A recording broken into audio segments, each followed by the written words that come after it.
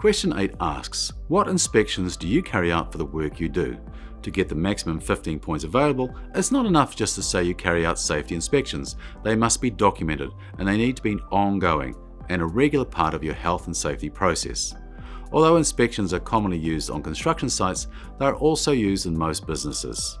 Examples of inspections include site inspections, plant and machinery, equipment, venue, vehicles and other environments or circumstances where risks and hazards exist and need to be inspected. SiteSafe has inspection templates available for painters and plasterers, roofers, electrical, plumbing, gas fitting and drain laying, building facilities, vehicle and site inspection checklists which can be downloaded free of charge from the SiteSafe website. To gain maximum points from this question, you'll need to provide at least 3 recent examples of inspections that have been carried out to show how frequently you complete them. You'll also need to show evidence of follow-up relating to items that have been identified during your inspections and later corrected. Follow-up simply refers to any corrective actions that have been identified during inspections that have since been carried out.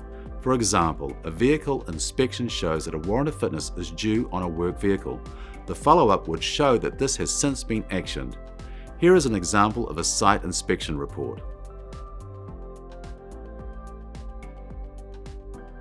Note that it has the address, the inspector's name, and the time and date so it can be tracked.